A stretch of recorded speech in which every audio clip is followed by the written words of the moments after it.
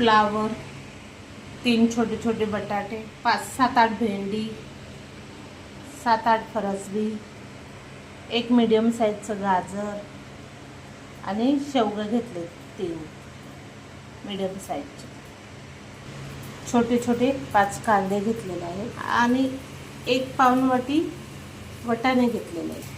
थोडीशी कोथिंबीर घेतली आहे आणि 7-8 हिरव्या मिरच्या आणि थोडं कढीपत्ता. आता ह्याची पेस्ट करणार आहोत फक्त आणि बाकी सगळं जिन्नस भाजून घेणार आहोत. कांदे आणि वटाणे आपण पहिला भाजून घेत आहोत. ते भाजून झालं की आपण साईडला काढू. वटाणे उडतात सांभाळून भाजताना. त्यातच आपण बटाटे पण घालणार आहोत.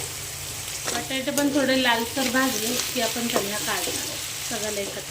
थोडे बटाटे भाजून झाले. आता यात आपण फ्लावर पण घालणार आहोत. फ्लावर पण थोडंसं लालसर झालं की आपण मग ते काढून घेऊया. म्हणजे सगळं भाजून घेतलं ना बायडिंग तर खूप छान भाजी होते. आणि आपण भाजी काय बनवणार आहोत? सिंधी कढी. बघा ही वेगळ्या प्रकारची सिंधी कढी. भाज्या तुमच्या आवडीनुसार घालू शकता जे तुम्हाला आवडतं. मी माझ्या आवडीनुसार भाज्या घातलेल्या आहेत. आता यामध्ये फरसबी, गाजर आणि शेवगा हे सर्व भाजून घेऊ. चांगलं भाजलं गेलं. आता आपण ह्याला पण काढून घेऊया.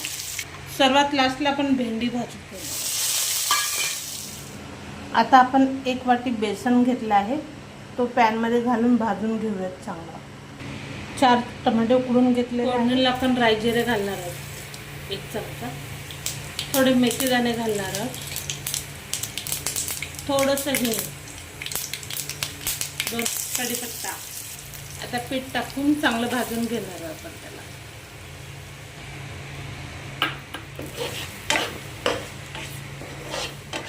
बेसन बघा चांगलं भाजून झालेलं आहे मस्तपैकी. आता यात पाणी थोडं ॲड करूया. मी गरम पाणी टाकत आहे थोडं. या गुटल्या आहेत ते सगळे काढून घेऊया. यात आता मसाले ॲड करूया. 2 चम्मच लाल तिखट टाकूया. थोडी हळद. तो पॅन खूप लहान असल्यामुळे मला हलवायला जमत नव्हतं पण मी कढई ठेवली परत. आता चांगलं हलवून घेऊया. थोडं पाणी टाकूया परत त्यामध्ये. गरम केलेलंच पाणी टाकायचं. आता यामध्ये भाज्या ॲड करून घेऊया आपण सर्व. चांगलं हलवून घेऊया आपण ह्या भाज्या. हिरवी मिरची यातच वाटली आहे मी, ते एकत्र टाकून घेऊ. यामध्ये आपण कोकम पण घालणार आहोत. 2-3 घातले. याला आता आपण शिजायला ठेवूया 10-15 मिनिटं. आपण चवीनुसार मीठ टाकणार आहोत. भाजी शिजून झाली आहे. भाजी शिजली आहे. अगोदर पण मी थोडंसं मीठ टाकलं होतं. तर आपण भेंड्या टाकणार आहोत आणि 2 मिनिटं उकळायला ठेवणार आहोत बस. नंतर गॅस आपण बंद करूया. बारीक चिरून घेतलेली कोथिंबीर टाकणार 1 मिनिट. कोथिंबीर टाकणार 1 मिनिट.